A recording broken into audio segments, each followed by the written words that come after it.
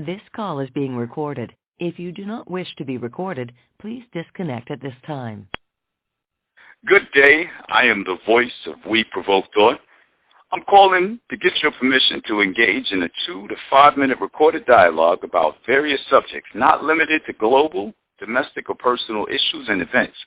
We Provoke Thought is an organization and show that is looking to be the platform for all those who have an opinion, idea, or educated information to share to the world, an outlet to voice your feelings and facts.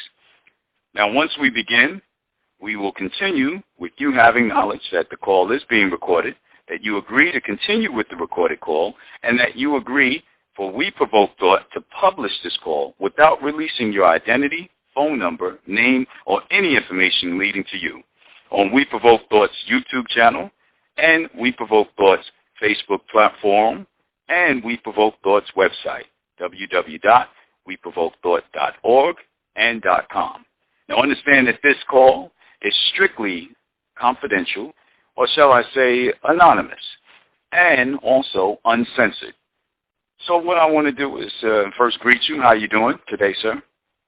I'm doing good day to you too, sir. I'm doing fine today. All right.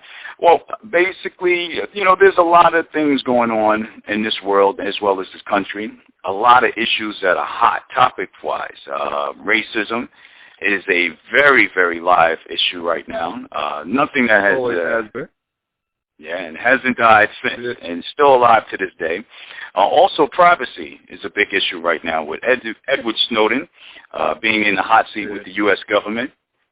And a particularly interesting subject that I like to bring about is something that I came across quite recently about middle schools handing out condoms to children as young as 12 years of age. This especially in Springfield, Massachusetts, district there in Massachusetts. They are actually voting or have voted 5-1 in favor to this new policy in effort to prevent sexually transmitted diseases in pregnancy, so they say. So, again, I like to always point out, we provoke thought, and that's what we are here for, and for that we do not apologize. But I don't want to limit you to just those topics alone. We can speak about anything that you wish to speak about, whether it be global, domestic, or even personal issues that you wish to raise. So what would you like to talk about today, sir? First off, I would like to thank you for having me on your show this afternoon. I would like to first do that. And the Springfield, Massachusetts thing with the middle school handing out condoms and everything. Well, that's a big one right there, because I can see how some people might view that as immorally incorrect right there. What do you get morally incorrect, giving, middle schoolers condoms and everything? But there's two sides to every coin, so you got to understand why they're doing this. And what you said the vote was 5-1? That for right. It, for the give, yeah, I think that they're for it because in this day and time it's all about prevention. You know what I mean? As much as people don't want to talk about it, they might want to hide it in the closet. Middle schoolers, some middle schools, not all, but some are having sex. You know what I mean? Some people may disagree, but it's a fact, and we can't hide. You can't hide it. You can't keep it in the closet. So.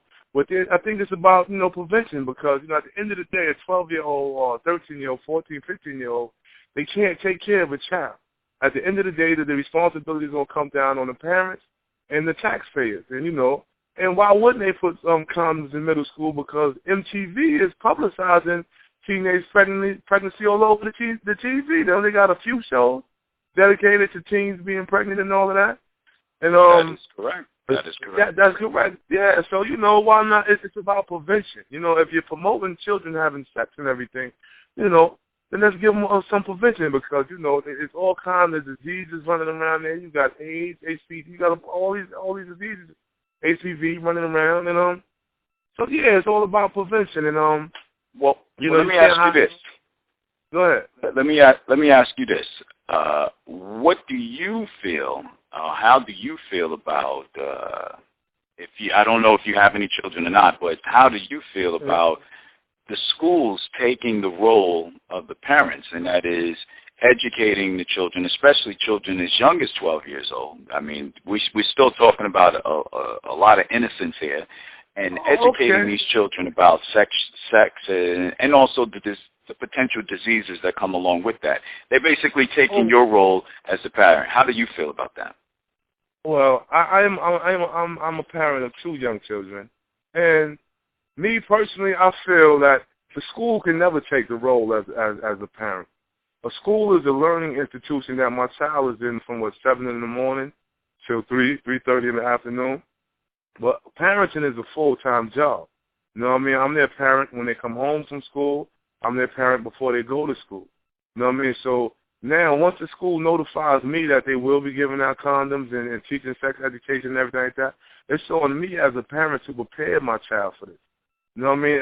Parenting is a full-time job because with the internet and with TV and everything again, you know, your kids, you'll be surprised at how much your teenage child know or your preteen child know just off the internet. You know what I mean? They can go on to Google and, you know, pull up all kinds of sex sites, porn sites and everything, and you'll never know what the conversation in the lunchroom in the middle school is. You know what I mean? So, you know, it's on you to prepare your child to be ready for the world before they go outside the school and you know, because they're not there for them 8 hours that they're in school every day. And, you know, and somebody may not be parenting their child the proper way, and that one kid, not purposely, but he can be influencing your child in the wrong direction. So it's on you as a parent to prepare your child before they go out into the world and go to school and everything like that. So parenting is a full-time job anyway.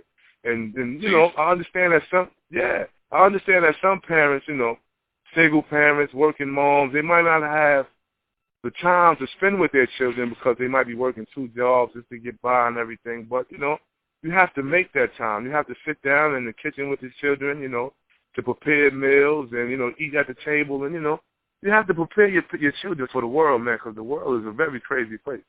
And it's on you as a parent, you know what I'm saying, to be a parent. You know what I'm saying? Anybody can have a child, but everybody's not a parent. You understand where I'm coming from? I definitely agree with you. And then just to let everyone know, the research that led to this had shown that 27% of 12-year-olds in the Springfield, Massachusetts district there have reported having sexual intercourse, and that number had jumped to 51% by the 9th grade. So obviously there is an issue in that area, and I guess the school board there thought that this would be a great direction for them to take. Now, here's the last question for you. With your position, and it sounds as if you actually agree with the whole the school district handing out the condoms. Yeah, you would have to. With the statistics you just gave me, you said the statistics jumped to 51% by the 9th grade. So you would have to agree with them handing out condoms. Because, all right. What comes after sex? Reproduction, right or wrong? And once again, like I said in the beginning, I don't feel that a middle school child is capable of taking care of a child. How they going to get a job? That would be you, the parent. Yeah, it would be on the parent or the taxpayer. It's hard enough for an adult to get a job in these days and times right now.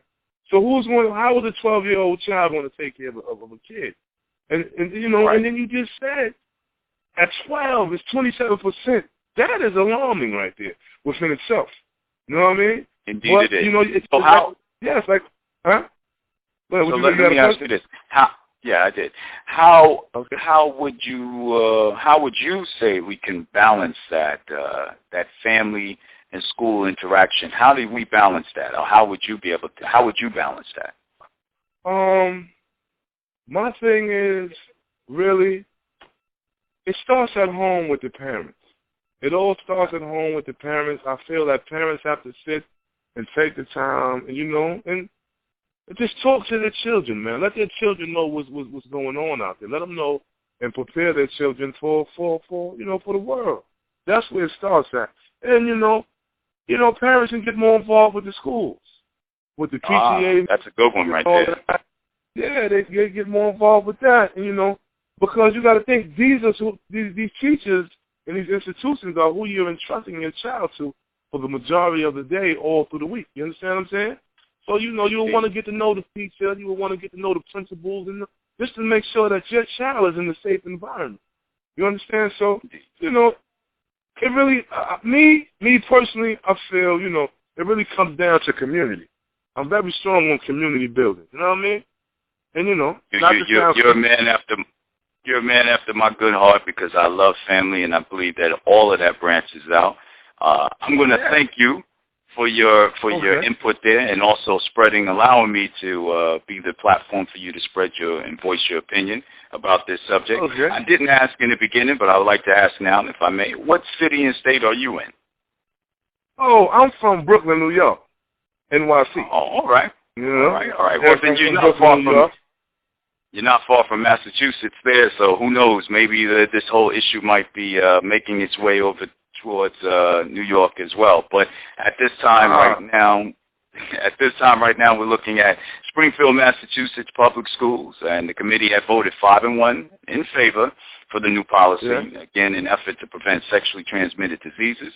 Again, I thank you, sir, for allowing me to be the platform for you to speak out to the world. Here, we provoke thought, and for that, we do not apologize. I will be publishing this on the YouTube channel at We Provoke Thought, also on the Facebook fan page at We Provoke Thought, and also you will have the soon-to-come website at www.weprovokethought.org and .com. I thank you again. I am the host, the voice, and may you have a blessed day. You should have a blessed day. Thank you once again for letting me speak on the show. I'll say goodbye to you on the other end. Okay. This call has been recorded. This call is being recorded. If you